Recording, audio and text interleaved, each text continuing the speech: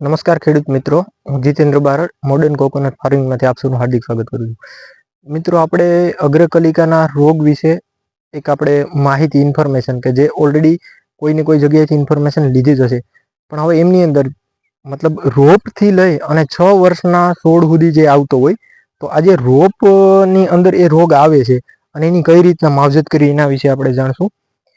Generally આપણે કોઈ પણ રોપ હોય ને, તો જો આ રોપનું વાવેતર કરવા સમયે મતલબ નાનો રોપ એટલે નાનો છોડ પસંદ થઈ ગયેલો છે.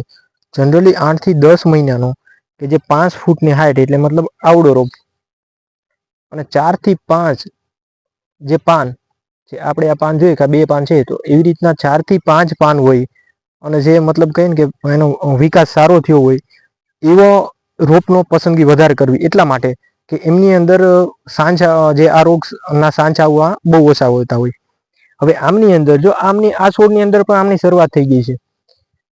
આ તમે આ જે પોટીનું પાન છે, તો એમની અંદર જો આ થોડા થોડા પીળા થઈ અને પાન સુકાઓ વર્ગેલું છે, તો આ એક ફૂગજન્ય રોગ છે અને સૌથી વધારે ચોમાસાના શરૂઆતના અને ચોમાસા મતલબ મધ્ય ચોમાસા સુધીમાં આવતો રોગ છે. હવે આમનો મતલબ વાત કરીએ ને કે આમના લીધે જો કાળજી ના લેવામાં આવે તો પૂરેપૂરો છોડ જ મતલબ પૂરો થઈ જતો હોય. અને આપણે આગળ પણ એક છોડ જોઈશું કે જેમની અંદર આ રોગના લીધે આ છોડ પૂરેપૂરો સુકાઈ ગયો છે. આ છોડની અંદર રોગ આવી જાય, હવે આમાં આપણે કોઈ પણ મતલબ માવજત અથવા તો ધ્યાને ના પડ્યું હોય તો આવી રીતના સુકાઈ જતું હોય. અને પછી આ જે પોટી છે, તો જો પૂરેપૂરી આવી રીતના નીકળી જાય.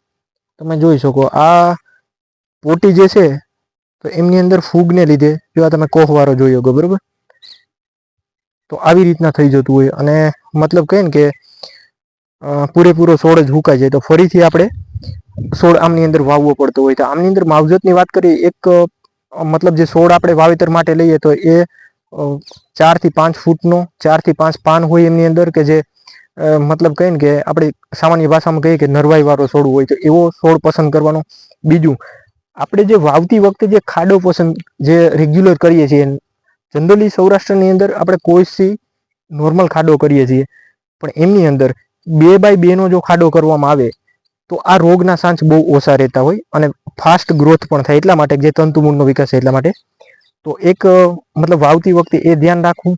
બીજી વસ્તુ, ચોમાસાની અંદર ફૂગનાશક જે મેટાલિક્સી મેન્કોજેબ છે એનો પણ તમે આમની અંદર સ્પ્રે કરી શકો. એમના સ્પ્રેને લીધે પણ આ ફૂગની અંદર તમે કંટ્રોલ કરી શકો અને નીમ ઓઇલનો પણ ઉપયોગ કરી શકો છો.